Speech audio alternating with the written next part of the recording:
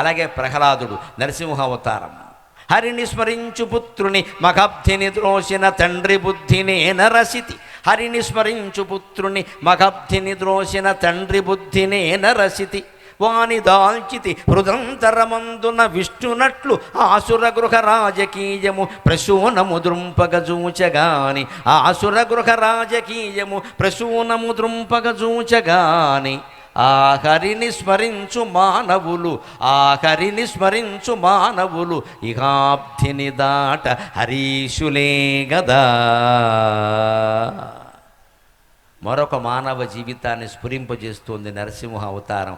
ఒక్కోసారి కుటుంబంలోనే కలహాలు ఎలా ఉంటాయో చూడండి. హరిని స్మరించు పుత్రుని మగబ్ధిని బ్రోసిన తండ్రి బుద్ధినే నరసితి అని సముద్రం చెబుతోంది సాగర ఘోష కావ్యంలో. నారాయణ స్మరణ చేసినందుకు మహాపాపంగా భావించి ఒక తండ్రే కొడుకుని చంపేయడని నేను చూశానయ్యా. ఏం జీవితాలు, ఏం మనుషులయ్యా. వాడు ఇష్టం వచ్చిన దేవుణ్ణి వాడు స్మరించుకుంటాడు. ఈ తండ్రికి వచ్చిన నష్టం ఏమిటి? నాకు వాడు శత్రువు, నువ్వు స్మరించడానికి వీల్లేదు అంటే తండ్రికి శత్రువు అయితే కొడుకు కావాలా? పైగా తండ్రి శత్రుత్వం ఏమన్నా మంచిదా? అనవసరంగా తెచ్చిపెట్టుకున్న శత్రుత్వమే కదా. అదే చెబుతోంది సముద్రం. కేవలం హరిని స్మరించినందుకు మహాబ్ధిని తోసేశాడు ఒక తండ్రి కొడుకుని. అది కూడా నా కళ్ళతో నేను చూశానయ్యా. వాని దాల్చిది హృదంతరమందున విష్ణునట్లు ఆ ప్రహ్లాదుని సముద్రంలో బారిస్తే కాపాడింది ఎవరండి? యచ్చకించిజ్జగత్సర్వం దృశ్యతే శ్రూయతే పివా అంతర్బహిష్యతత్సర్వం వ్యాప్య నారాయణ స్థితః. ఆపో నారాయతి ప్రోక్త ఆపో వై నరసూనవక అని చెబుతారు వరాహ పురాణంలో. నారాయణమూర్తిని నారాయణుడు ఎందుకంటారంటే నారములే అయనముగా కలిగినవాడు. నారాహ అయనం యస్య సఖ. నారాహ అంటే నీరాహ, నీళ్లు, నీరే స్థానంగా కలిగినవాడు. పాలసముద్రంలోనే ఉంటాడు కాబట్టి అందుకే నారాయణుడు. ఆ సముద్రంలో ఉన్నది కూడా నారాయణమూర్తి. నారాయణమూర్తిని సముద్రం ధరించినట్టే, శ్రీ మహావిష్ణువును ధరించినట్టే ప్రహ్లాదుడిని విష్ణు భక్తుడిని కూడా ధరించానయ్యా. అప్పుడు చెబుతున్నాడు ఇందులో ఉండే రాజకీయం ఏమిటో. హిరణ్యకశ్యపుడు అనే దుర్మార్గాలు ఎందుకు చేశారండి? ఎంత శత్రుత్వం ఉన్నా తండ్రి ఆ పని చేస్తాడండి. వాడి బాధ ఏమిటంటే వీడిని కొడితే కానీ వాడు రాడు. వాడి బాధ కనెక్షన్ అక్కడ ఉంది. ఏం చేయమంటావు? వాడికి తెలుసు హిరణ్యకశ్యపుడికి, రావణాసురుడికి, శిశుపాలుడికి, ముఖ్యంగా పెద్దవాళ్ళు వీళ్ళు ముగ్గురు వాళ్ళే జయ విజయులు. జయుడు సరిగ్గా హిరణ్యకశ్యపుడుగా పుట్టాడు. తర్వాత రామావతారంలో రావణాసురుడుగా పుట్టాడు. తర్వాత కృష్ణావతారానికి సరిపడగా శిశుపాలుడుగా పుట్టాడు. రెండో వాడైన విజయుడు రావణుడు తమ్ముడు కుంభకర్ణుడుగా పుట్టాడు. తర్వాత హిరణ్యకశ్యపుడు తమ్ముడు హిరణ్యాక్షుడుగా పుట్టాడు. ఆ తర్వాత మూడో అవతారంలో శిశుపాలుడు తమ్ముడు దంతభక్తుడుగా పుట్టాడు. వీళ్ళకి విశేషం ఏమిటంటే వాళ్ళ పూర్వజన్మలు వాళ్ళకి తెలుసు. పూర్వజన్మలు వాళ్ళకి తెలుసు కాబట్టి లోపల నుంచి జీవుడు తంతున్నాడు. ఇక్కడ ఒరే నువ్వు జయుడివి, నువ్వు విజయుడివి, నువ్వు వైకుంఠానికి వెళ్ళాలి, ఇక్కడ కూర్చున్నావేమిటి? వైకుంఠానికి వెళ్ళాలంటే ఏం చేయాలి? భగవద్భక్తుల్ని బాధిస్తేనే భగవంతుడు వస్తాడు. లేకపోతే శుభ్రంగా లక్ష్మీదేవి కవిగిట్లో జోలపాట పాడుకుంటూ కూర్చుంటాడు. అక్కడ ఆయనకి పనేముందో సుఖంగా ఉంటే. మనం బాధపడి గోవిందా గోవిందా గోవిందా నేను పడలేనయ్యా, నా జీవితం చచ్చిపోతానయ్యా అంటే వద్దో వద్దో నేనున్నాను వస్తాడు. భక్తుల బాధను చూడలేడు భగవంతుడు. ఏదైనా చూస్తాడు కానీ భక్తుల కన్నీళ్ళని చూడలేడు. భక్తి ప్రియ, భక్తి గమ్య, భక్తి వశ్య, భయాపక లలితా సహస్రంలో ఉండే నామాలు. అమ్మవారి భక్తి గమ్యం. భక్తి అంటే ఇష్టం. భక్తికి వశ్యమైపోతుంది. భక్తుల భయాలన్నీ పోగొడుతుందమ్మా దేవుడు అంటే అంతే. అందుకనే జయుడు రూపంలో, హిరణ్యకశ్యపుడు రూపంలో ఉన్న జయుడికి తెలుసు నేను జయుడిని, నేను వెళ్ళిపోవాలి. ఇది మొదటి జన్మ, ఇంకా 2 జన్మలున్నా ఇదే తెమలకపోతే ఇంకా 2 ఎక్కడ తెములుతాయి ఇక్కడ అని వాడు తొందరగా 8 ఏళ్ల కుర్రాన్ని బాధ పెట్టాడు. ఏ తండ్రి 8 ఏళ్ల కుర్రాన్ని హింసలు పెడతాడండి? ఎంత శత్రువు అయితే మాత్రం. కథ అర్థం అవట్లా. అలా అర్థం చేసుకోవాలి. అందుకని కేవలం కుటుంబ కలహం కాదు, పైగా ఇందులో దేవతల రాజకీయం కూడా ఉంది. ఆ సురగృహ రాజకీయము అన్నాను నేను. ఆ సురగృహ రాజకీయము. రాక్షసుల ఇంట్లోనూ రాజకీయమే, దేవతలది రాజకీయం. రాక్షసుల ఇంట్లో రాజకీయం ఏమిటి? ఇద్దరు చెరో పార్టీ అయ్యారు ఇక్కడ. ఈయన కేంద్రం పార్టీ, ఈయన ప్రాంతీయ పార్టీ ఇక్కడ. ఇదో గొడవ. తండ్రో పార్టీ కొడుకో పార్టీ కదా, అందుకని ఇదో గొడవ. ఆ పైన ఇంకోటి ఏమవుతుంది? దేవతల రాజకీయం కూడా. దేవతలు హిరణ్యకశ్యపుడి కొడుకు పుడితే హిరణ్యకశ్యపుడిని మించిన వాడు అయిపోతాడేమో అని ఇంద్రుడు ఆలోచించాడు. అందుకని లీలావతిని చెరబట్టాడు. హిరణ్యకశ్యపుడు భార్యని. దానికి నారదుడు అడ్డం వచ్చి నీకేం కావాలి, అనవసరంగా ఆడదాన్ని ఎందుకు ఇబ్బంది పెడతావు, నీకేం కావాలి, నీకు శత్రువు పుట్టకూడదు అంతేనా, నేను కోచింగ్ సెంటర్ పెడతా, నీకు ఎందుకు వచ్చింది, నువ్వు వదిలే అని ఆ లీలావతి దేవిని తీసుకెళ్ళి నారదుడు తన ఆశ్రమంలో పెట్టి శుభ్రంగా నారాయణ నారాయణ నేర్పించాడు. వాడు నారాయణ భక్తుడు అయిపోయాడు. గమనించండి అమ్మా, గర్భిణులు గర్భంతో ఉన్నప్పుడు ఇంట్లో వాళ్ళందరూ నారాయణ స్మరణ చెయ్యాలి, నమశివాయ అనాలి, శ్రీమాత్రే నమః అనాలి. గందరగోళంతో ఒక 100 మంది చేరి పారాయణలు చేయొద్దు, ఇంట్లో తల్లే చెయ్యాలి పారాయణ, ఒక్కరే చెయ్యాలి. ఆ గర్భిణీ స్త్రీకి వినపడుతూ ఉంటే చాలు. ముఖ్యంగా ఆవిడ చూడండి, కాస్త ఓపలేక కొద్దిగా 4 మెతుకులు తిని కాసేపు పడుకోవాలని ఉందమ్మా అంటుంది. ఆ మగత నిద్ర పట్టే సమయంలో పక్కన కూర్చున్న వాళ్ళు విష్ణు సహస్రం పారాయణ చేయండి అమ్మా, మహావిష్ణు భక్తుడైన కుమారుడు పుడతాడు ఖచ్చితంగా, అనుమానమే లేదు అందులో. ఏమీ చేతకాకపోతే నమశివాయ అని పైకి వినపడేలా, ఆ తల్లికి వినపడేలా స్మరణ చేయండి. ఆ లోపలికి వెళ్ళిపోతుంది ఆ స్మరణ. ఆ తల్లికి, ఆ లోపల బిడ్డకి నాభీనాళం ద్వారా అన్నంతో పాటే నారాయణ స్మరణ కూడా అందేసింది. వాడు ప్రహ్లాదుడు కాకపోతే ఎవడవుతాడండి. అదే నారాయణుడు, నారద మహర్షి చేసినటువంటి గొప్ప పని. ఎందుకయ్యా శత్రుత్వం పెంచుకుంటావు, శత్రువుని అనుకూలంగా చేసుకోవచ్చే, నేను చేస్తాను కదా. లీలావతిని కాపాడిన ఖ్యాతి నారదుడికి వచ్చింది, దేవేంద్రుడికి ఉపకారం చేసిన ఖ్యాతి వచ్చేసింది. ఇదే అపాయాన్ని సైతం ఉపాయంగా మార్చుకోవడం, making disadvantage as an advantage. దేవతల ఉపాయాలు అలా ఉంటాయి, రాక్షసుల ఉపాయాలు అలా ఉంటాయి. ఎంతసేపు వేసాయి ఇదే గొడవ అంతే. ఇది వేసేయడమే అన్నిటికీ పరిష్కారం కాదండి, మార్చుకోవచ్చు మనుషుల్ని. అందుకే సురగృహ రాజకీయము, ఆసురగృహ రాజకీయము రెండూ ఉన్నాయి ఇక్కడ. ప్రసూనము ద్రుంపక చూచ కానీ పువ్వు లాంటి పిల్లాన్ని చంపేద్దామని ఆలోచించారు కానీ ఆ హరిని స్మరించు మానవులు ఇహాబ్ధిని దాట హరీశులే కదా. ఎప్పుడు హరిస్మరణ మానకుండా ఉంటే ఈ ఇహలోకం జీవితం అనే సాగరాన్ని దాటడంలో మనం హరీశులం అవుతాం. హరీష్ అంటే ఎవరండి? హరి అంటే కోతి. ఆ హరీశులు కోతుల్లో గొప్పవాడు. మనోజవం మారుతతుల్య వేగం జితేంద్రియం బుద్ధిమతాం వరిష్టం వాతాత్మజం వానరయూథముఖ్యం శ్రీరామదూతం శిరసా నమామి. ఈ సంసారం అనే సాగరాన్ని దాటడానికి మనం హనుమంతుడంత శక్తిమంతులు అవుతాం. హరిస్మరణ అంత గొప్పది. ఇప్పుడు వామనావతారం. శృతి సంచరించిన పదస్రోతస్సు, శృతిశీర్షమ్ముల సంచరించిన పదస్రోతస్సు దైత్యేంద్ర విశ్రుత శీర్షమ్ములనా, దైత్యేంద్ర విశ్రుత శీర్షమ్ములనాక్రమింప శృతిశీర్షమ్ముల సంచరించిన పదస్రోతస్సు దైత్యేంద్ర విశ్రుత శీర్షమ్ములనాక్రమింప కరుణా జ్యోత్స్నా ప్రవాహంబులే అతలం వంటి రసాతలంబుజనుచో, కరుణా జ్యోత్స్నా ప్రవాహంబులే అతలం వంటి రసాతలంబుజనుచో అంభోది గర్భంబునందు అంభోది మార్గంబునందు తమోహారి బలిప్రభావము అది ఏదో వింతయైతో చెడిన్. సముద్రం వామనుడు బలిచక్రవర్తిని పాతాళానికి తొక్కేసిన ఘట్టాన్ని అపూర్వమైన అనుభవంతో చెబుతోంది. దాంట్లో విశేషం ఏమిటంటే, వామనావతారంలో బలిచక్రవర్తి శిరస్సు మీద ఉన్న పాదం ఏ పాదం అండి? అది బ్రహ్మ కడిగిన పాదము, బ్రహ్మము తానవు పాదము. అన్నమాచార్య కీర్తన. బ్రహ్మ కడిగిన పాదము అన్నాడు అన్నమయ్య. ఎవరైనా ఆలోచించండి, బ్రహ్మదేవుడు విష్ణుమూర్తి పాదాలు గడిగినట్టుగా ఎక్కడుందండి? ఏ పురాణంలో ఎప్పుడు గడిగాడు? ఆ తండ్రి కాబట్టి గౌరవానికి కడిగాడు అనద్దు, అది మామూలు విషయం. అది ప్రత్యేకంగా కడిగిన సందర్భం ఒకటి ఉండాలి. కనీసం బ్రహ్మదేవుడికి విష్ణుమూర్తి అల్లుడైనా అమ్మాయిని ఇచ్చినప్పుడు కడిగాడు అంటే అర్థం ఉంది. అక్కడ అల్లుడు కాదు, కొడుకు. ఈయన కొడుకు, ఆయనే తండ్రి. గౌరవంగా తండ్రి పాదాలు కడగడం సమస్య కాదు, అది చెప్పాలి అక్కడ. ప్రత్యేకంగా బ్రహ్మదేవుడు విష్ణుమూర్తి పాదాలు కడిగాడు. ఎప్పుడంటే వామనావతారాలని. వామనావతారానికి ముందు యావత్తు బ్రహ్మాండంలో, అంటే 14 లోకాల ఈ బ్రహ్మాండంలో గంగా నది లేదు. అందువల్ల దేవతలకి శక్తి తగ్గిపోయింది. మాకు శక్తి కావాలి అని బ్రహ్మదేవుణ్ణి అడిగితే, అవతల బ్రహ్మాండంలో ఉండే గంగా నదిని ఇక్కడికి తీసుకురావాలి అబ్బాయి, ఆ గంగా జలం సేవిస్తే మీకు శక్తి వస్తుంది అన్నాడు. అప్పుడు ఆ గంగా నదిని తీసుకురావడం కోసం ఎవరు తగిన వారంటే విష్ణుమూర్తిని ఆశ్రయించారు. ఆయన అన్నాడు, త్వరలో బలిచక్రవర్తి కోసం వామనావతారం ఎత్తవలసి వస్తుంది, అప్పుడే ఈ పని కూడా చేసేస్తానులే, ఒకటే దెబ్బకు 2 పెట్టాలి అన్నాడు ఆయన.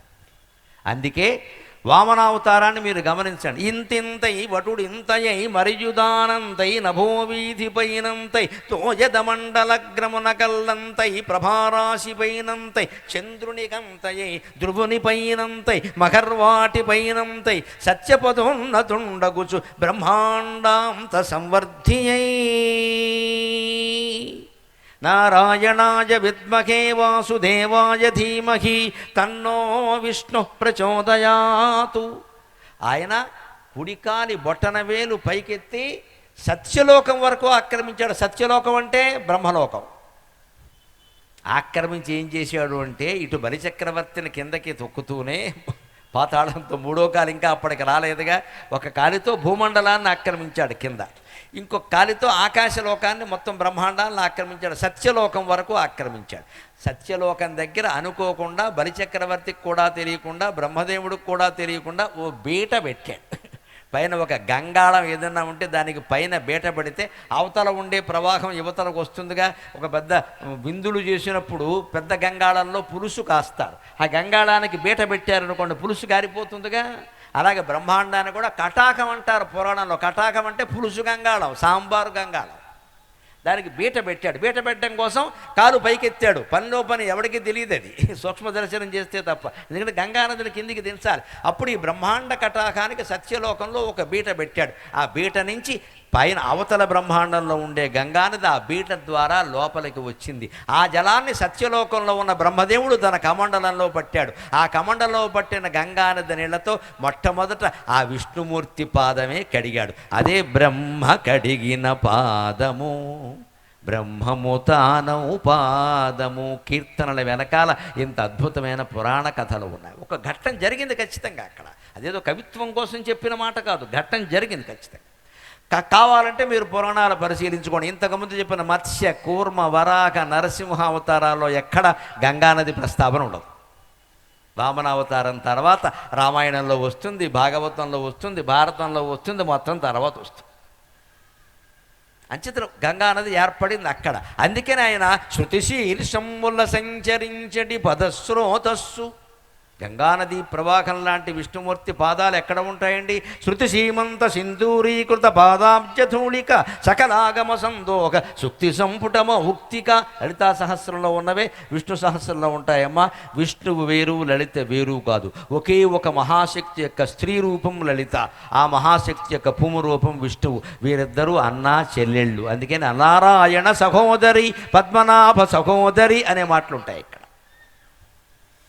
అందుకే అవతారాలు వీళ్ళిద్దరే ఎత్తుతారు. గమనించండి, హిందూ పురాణాలు కట్టుకథలు కావండి, అవతారాలు వీళ్ళిద్దరే ఎత్తుతారు. శివుడు అవతారం ఎత్తాడు, లక్ష్మీదేవి ఎత్తదు, సరస్వతీదేవి ఎత్తదు, బ్రహ్మదేవుడు ఎత్తడు, ఎవ్వరూ ఎత్తరు. అవతారాలు ఎవరెత్తుతారంటే విష్ణుమూర్తి, లలితాదేవి. లలితాదేవి ఎందుకు ఎత్తారంటే విష్ణుమూర్తి వల్ల కూడా కాని పనులు కొన్ని ఉంటాయి. అప్పుడు లలితాదేవిని ఆశ్రయిస్తారు. ఆవిడ బ్రహ్మ విష్ణు మహేశ్వరులను సైతం శాసించగలిగిన అఖండ ఆదిశక్తి రమేయాత్మ పరమా పావనాకృతి. అంతకు మించిన దేవుడు దేవత ఉండరు. లలితాపలా భట్టారికిన ఉపాసన చేసిన వాళ్ళు అందరూ దేవతల్ని ఉపాసన చేసినట్టే లెక్క. అంత గొప్పది ఆవిడ. లలిత ఆరాధన చేస్తున్నామంటే అందరు దేవతల్ని ఆరాధన చేసినట్టే. ఇక మళ్ళీ శనిగ్రహానికో పూజ, అవగ్రహానికో పూజ అవసరం లేదు, మొత్తానికి చాలేదు. సింగిల్ విండో సిస్టమ్ అంతే లెక్క. లలితా పూజ చేసామంటే అన్నీ చేసినట్టే. అందుకని సరిగ్గా అక్కడ ఆ నదిని ఇక్కడ తీసుకొని అలాగే శృతి శీర్షములు భగవంతుని పాదాలు ఎక్కడుంటాయి? వేదాంత వీధులలో విహరించు గిరిధారి ఏదిరాని మురళి ఊదర ఒకసారి. వేదాంత వీధులలో విహరించు గిరిధారి. భగవంతుడు విహరించేటువంటి చోటు ఏదండి? వేదం.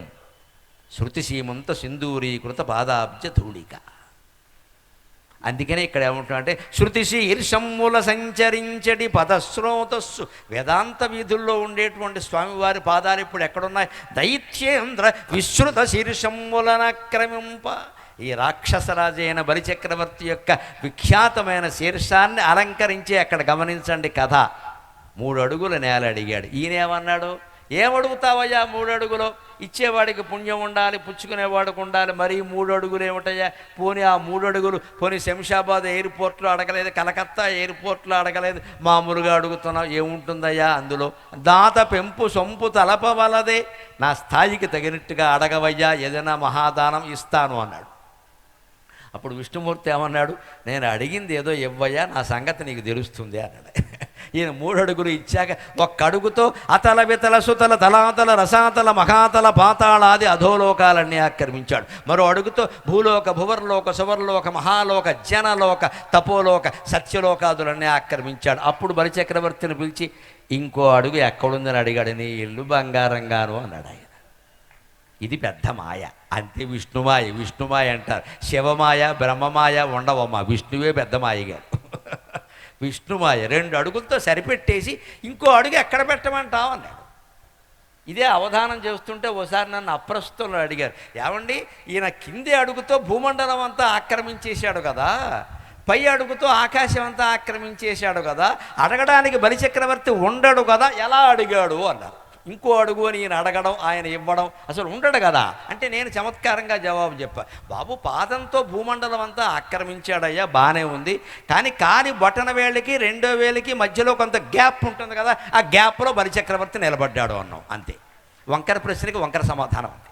అక్కడ నిలబడి ఆయన 3వ అడుగు ఎక్కడా అని అడిగాడు. ఈయన అడిగితే ఆయన వెంటనే ఏమన్నాడు, పాపం మామూలుగా ఏమంటాం మనం, ఎక్కడ చోట్లేదు నన్ను ఎత్తిమి కూర్చో అంటాం కదా, కోపం వస్తే ఎక్కడ చోటు నన్ను ఎత్తిమి కూర్చో, ఎక్కడ కూర్చుంటో ఆలస్యంగా వచ్చి అంటాం కదా, అలాగే పాపం బలిచక్రవర్తి కూడా నన్ను ఎత్తిమి పెట్టి ఎక్కడ పెడతావు, ఇంకేముంది అక్కడ అన్నాడు. అంటే ఎందుకంటే నెత్తిమి పెట్టమని అడిగాడు. బలిచక్రవర్తికి జ్ఞానోదయమైంది, అంతకుముందు లేదు. వామనుడు సమీపిస్తున్న కొద్దీ బొమ్మరిపోతన గారి పద్యాలు మారిపోతాయి. వామనుడు దూరంలో ఉన్నప్పుడు బలిచక్రవర్తి మహాంకారంతో వరచేలంబుల మాడలో ఫలములో వంజంబులో గోవులో ధరణీఖండము కాక ఏమడిగదో ధాత్రీ సురేంద్రోత్తమ అన్నాడు.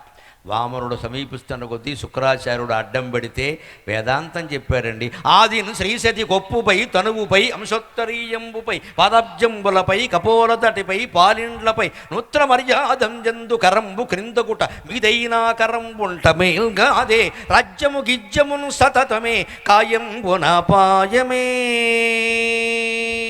కారే రాజులు రాజ్యముల్ గలుగవే గర్వోన్నతిన్ వందరే వారేరి సిరి మూటగట్టుకొని పోవంజాలిరే వారేరి సిరి మూటగట్టుకొని పోవంజాలిరే భూమిపై పేరైనెంగలదే శిబి ప్రముఖులున్ ప్రీతిన్ యశక్కాములై ఈరే కోర్కులు వారళన్ మరచిరే ఇక్కాలమున్ భార్గవా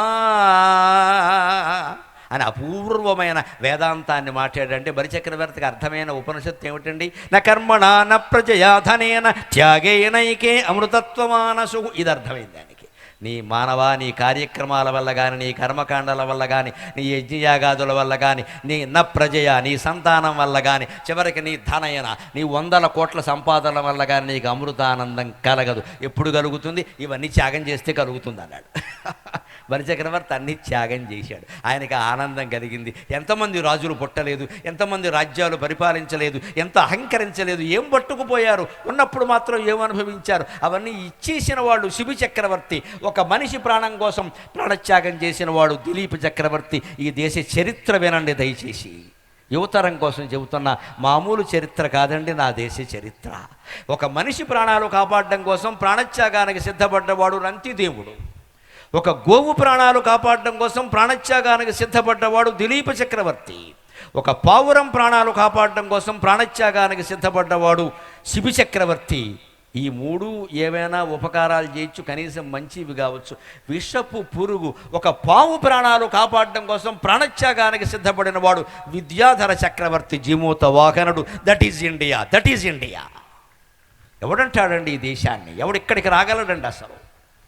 ఇటువంటి దేశాన్ని విడిచిపెట్టి వెళ్ళిపోతున్నారమ్మా పిల్లలు. దయచేసి ఆపండి, దయచేసి ఆపండి. విదేశీ విద్యలు, విదేశీ ఉద్యోగాలు మనకు అవసరం లేదు. మనం ఉన్న చోట చదువుకోవచ్చు, ఉన్న చోట తినచ్చు. దయచేసి ఆపండి, దండం పెట్టి కోరుతున్నా. మీరు నాకు ఇచ్చే దక్షిణ విదేశాలకు వెళ్ళే పిల్లల్ని ఆపండి. వాళ్ళ మేధాశక్తి ఇక్కడ ఉండాలి, ఇక్కడ ఉండాలి, ఇక్కడ ఉపయోగపడాలి.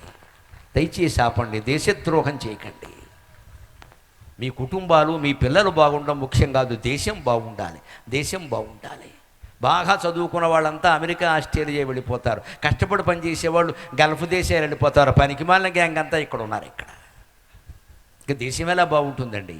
5వ స్థానం, 3వ స్థానం ఎక్కడి నుంచి వస్తాయండి? ఏమి స్థానం? మహాప్రస్థానం తప్పితే ఏమీ లేదు ఇక్కడ. మనం కాపాడుకోవాలి. పిల్లలకి దేశభక్తి నేర్పాలి, దేశభక్తి నేర్పాలి. ఇక్కడ తినలేవా, ఇక్కడ ఉండలేవా, అక్కడికి దేనికి? ఈ పాటి చదువు అక్కడ ఎంబీఏ కోసం ఆస్ట్రేలియా పెడతారా? బుద్ధి జ్ఞానం ఉందా? ఎంబీఏ చెప్పేపాటి శక్తి లేదండి మన దగ్గర.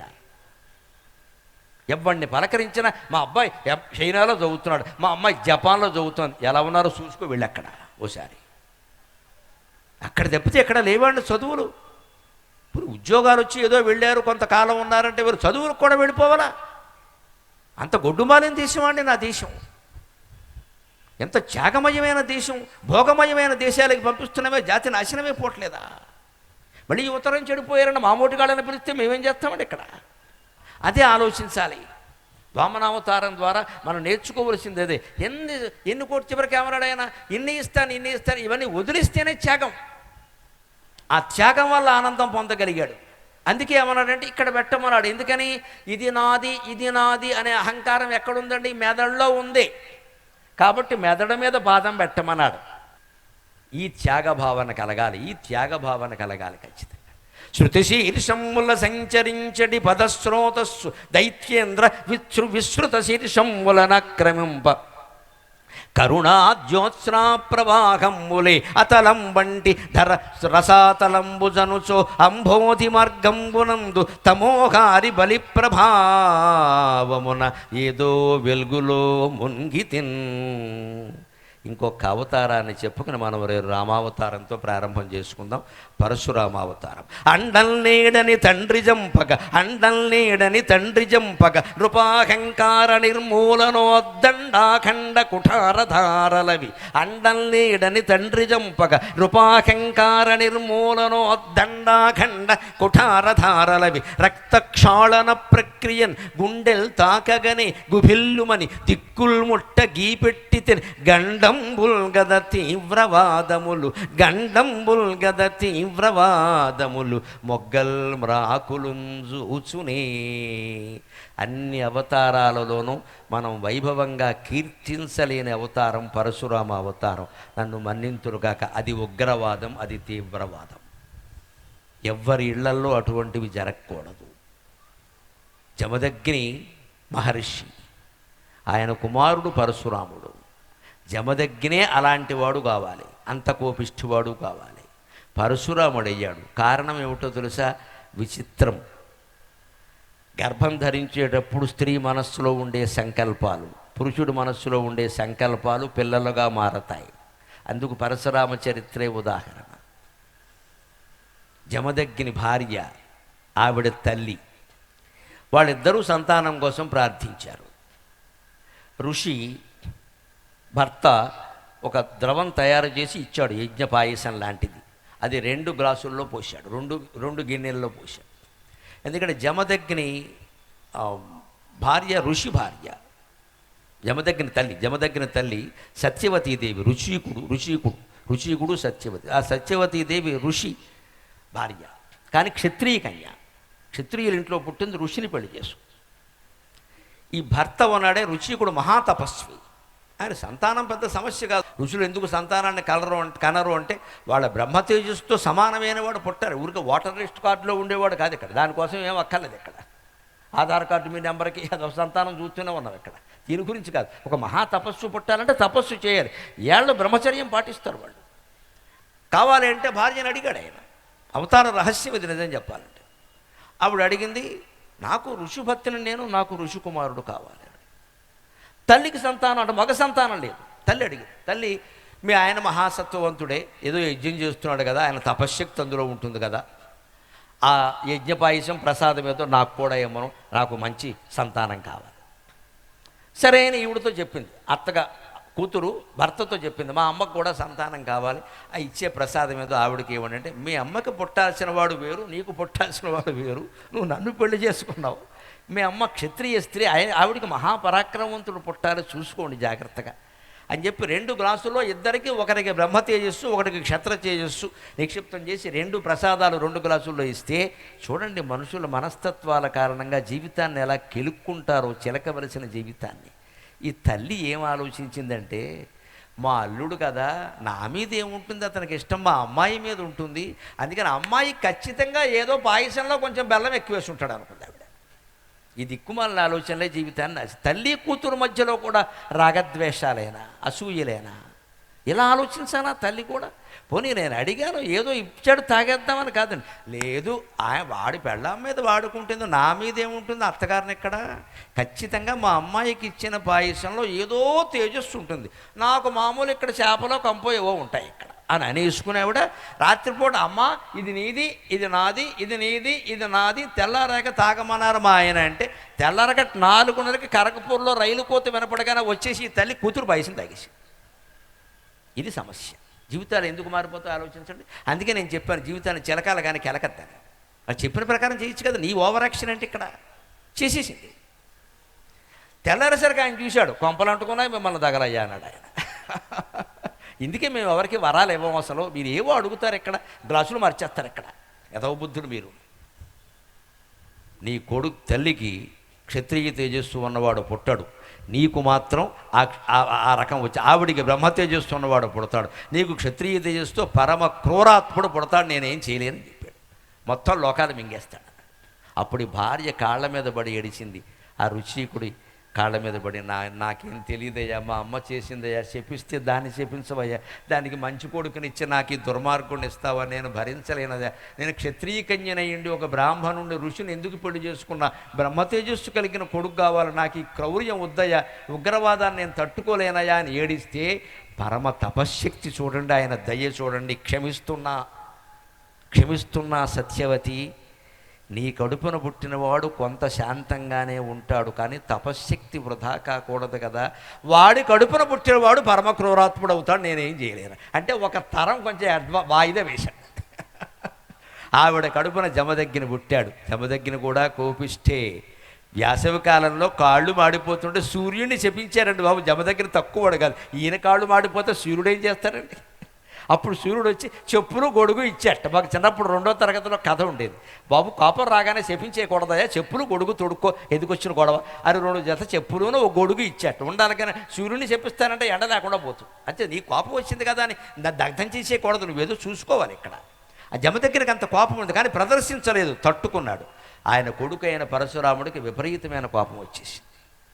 ఆయన జమదగ్గిరిని కార్తవీర్యార్జునుడు కామధేనువు కారణంగా సంహరించారు అనేటువంటి విషయం తెలిసి వెంటనే గండ్రగొడ్డలు వేసుకుని వెళ్ళి కార్తవీర్యార్జునుడిని చంపడం కాదు, ఆయన కొడుకుల్ని చంపడం కాదు, 21 సార్లు దండయాత్ర చేసి మొత్తం భూమండలంలో ఉండే క్షత్రియులందరినీ చంపేశాడు. మీరు ఏమనుకోకండి, నాకు బాధ కలిగితే ఇంగ్లీష్ మాట్లాడతాను, it is nothing but over action. నీ తండ్రిని చంపిన వాళ్ళ మీద నువ్వు పగ తీర్చుకోవచ్చు, కొడుకులు వచ్చి చంపేశారు వాళ్ళ మీద తీర్చుకోవచ్చు, లోకంలో ఉండే రాజులందరినీ చంపేస్తానంటే ఎలాగండి? ఒక పాము మన వాళ్ళు ఎవరినో కలిసింది, మొత్తం పావులన్నీ చంపేస్తారా? ఊరుకుంటారా? ఇదే మనిషి ఆలోచన. ఎప్పుడు దుఃఖాన్ని, కోపాన్ని సామూహికంగా చూపించకూడదు. ఏ వ్యక్తి మనకు అపకారం చేశారో వారి మీద కావాలంటే నువ్వు పగ తీర్చుకో, అంత అపకారం జరిగింది కాబట్టి. వాళ్ళ వంశం అంతా నాశనం చేస్తానంటే ఎలాగండి?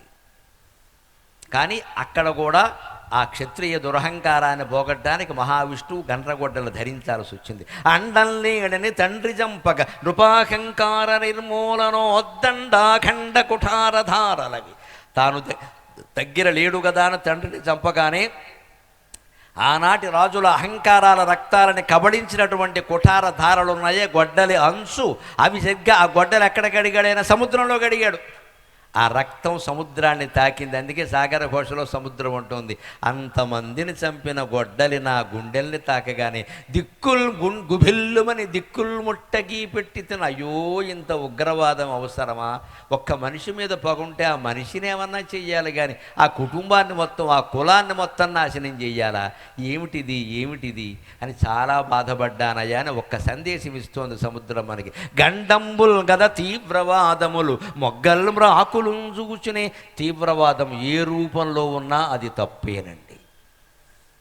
ఏదో మహత్తర ప్రయోజనం అనొద్దు. ఏ మతం కులపరమైన తీవ్రవాదం, మతపరమైన తీవ్రవాదం, ప్రాంతీయ తీవ్రవాదం, సామ్యవాదం కోసం తీవ్రవాదం ఏ రూపంలో ఉన్నా తప్పే. అది నీ ఒక్కడ అభిప్రాయం కావచ్చు, ఒక 100 మంది అభిప్రాయం కావచ్చు, దేశమంతా అభిప్రాయంతో లేరు. వాళ్ళందరినీ నరికేసే హక్కు ఎవరికీ లేదు. ఇక్కడ అభిప్రాయం మారే వరకు చెప్పవలసిందే, ప్రజల్లో ప్రచారం చేసుకోవలసిందే, గ్రంథాలు చదివించవలసిందే. మన అభిప్రాయాల ప్రకారం జనం ఉండేలా చూసుకోవాలి. సాత్విక మార్గంలో తప్పితే గొడ్డలేసుకుని బయలుదేరకూడదు. బయలుదేరితే ప్రమాదం ఏమిటంటే అది మొగ్గా చూడదు, మాకు చూడదు. అశ్వత్థామ ఉదాహరణ. దాన్ని చెప్పుకుని సెలవు తీసుకుందాం. 18 రోజులు యుద్ధం అయిపోయాక ఇంకా బతికాం అనుకున్నారు. ఉప పాండవులు 5 పసిపిల్లలే కదండి. అభిమన్యుడు కంటే చిన్నవాళ్ళు, అదే వయస్సు సుమారుగా. ఈయన వెళ్ళాడు. ఎందుకోసం వెళ్ళాడు? పాండవుల కోసం వెళ్ళాడు. పాండవులు లేరంటే వదిలేయాలి కదా. ఆ కోపంలో శిఖండిని చంపాడు, దృష్టజుమ్నుడిని చంపాడు. పోనీ చంపని శిఖండి భీష్ముడు చావుకు కారణమయ్యాడు. దృష్టజుమ్నుడు వీళ్ళ నాన్నగారు చావుకు కారణమయ్యాడు. ఉప పాండవులు ఏం అన్యాయం చేశారండి? నిద్రపోలో ఉన్న పసిపిల్లల్ని భయంకరంగా చంపేశాడే. పెద్దవాళ్ళని చంపేశాడు, అశ్వత్థామ పసిపిల్లల్ని చంపేశాడు. అంచేత గండంబులు గద తీవ్రవాదములు మొగ్గలు మ్రాకులు చూసినాయి. అవి మొగ్గలు చూడవు, మాకులు చూడవు, మొత్తం నరికేస్తాయి. అంచేత ఎప్పుడూ మన మనస్సులో ఆ ఉగ్రవాద భావాలు లేకుండా, ఇది శాంతినికేతనానికి నిలవైనటువంటి రాష్ట్రం కాబట్టి మీ మనస్సులన్నీ శాంతినికేతనమయములై ఉండాలని కోరుకుంటూ నేను సెలవు తీసుకుంటూ ఉన్నా. మళ్ళీ మనం రేపు సాయంత్రం 6 గంటలకు కలుద్దాం. అంతవరకు తెలుగులో మాట్లాడదాం. జై శ్రీరామ్, జై శ్రీరామ్, జై శ్రీరామ్. ओम नर्य प्रयामे गोपयामृतत्वाय यवसे जातांजनिश्यमानांचामृत सत्यविष्टमदर्पितं मे गोपय रसमन्नं यायशे सप्तायोषितनो आवेशन्नः पितङ्गृणोदकसुधन्मे गोपयादुपादेशपदः अष्टासभास्याग्ने ये च गर्भासुगाः सप्रथमां मे गोपाय च सभ्याः सभासदः तानिन्द्राज कुरुधरोमायुरुपसदां गोविन्दा गोविन्दा गोविन्दा. తదుపరి అందరికీ కూడా ఈరోజు ఎంత చక్కగా అయితే మనకి ప్రవచన వాణి గురువుగారు ప్రసాదంగా ప్రసాదించారో, రేపు ఇంతకన్నా చక్కగా శ్రవణప్రయంగా మనకి తెలియని ఎన్నో విషయాలను ఆయన తెలియజేస్తారు. అంచేత మనమందరం రేపు కూడా ఈ కార్యక్రమాన్ని విజయవంతం చేయాలి. కార్యకర్తలందరూ కూడా సమన్వయంతో గురువుగారు బయటకు వెళ్ళినంత వరకు కూడా తమ తమ స్థానాల్లో తమ తమ బాధ్యతలు నిర్వహించాలని తెలియజేస్తున్నాను.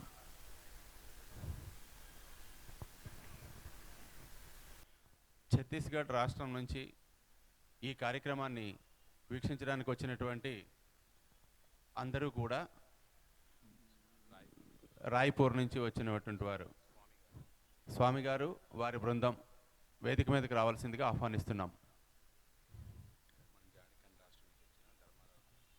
అలాగే టాటా జార్ఖండ్ రాష్ట్రం నుంచి వచ్చినటువంటి ధర్మారావు గారు వారు కూడా వేదిక మీదకి రావాలి.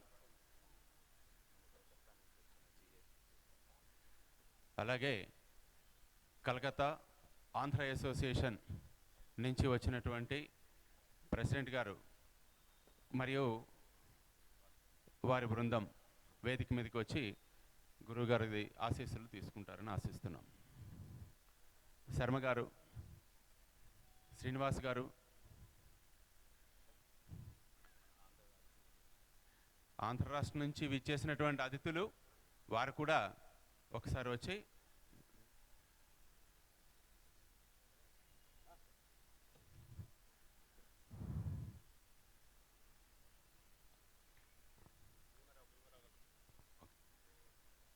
భీమారావు గారు రావాలి.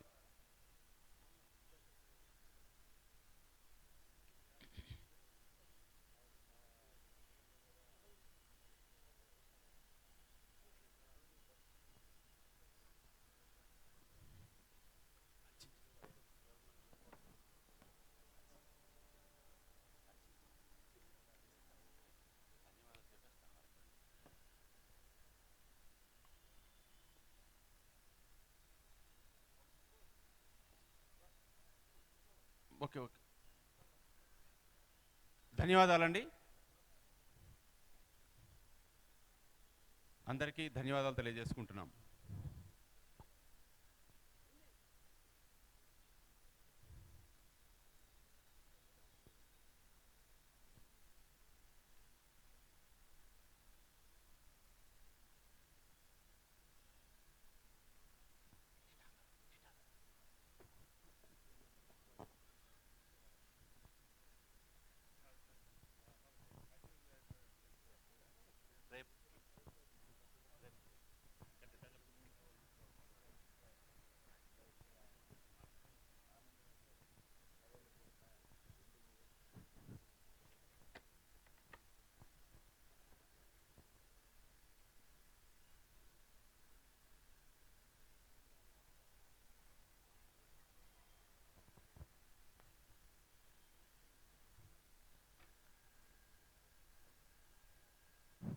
అందరూ నిశ్శబ్దంగా గురువుగారికి మార్గాన్ని సుగమం చేసి వారు వెళ్ళేంత వరకు అదే స్థానాల్లో ఉండి సహకరిస్తారని ప్రార్థిస్తున్నాం.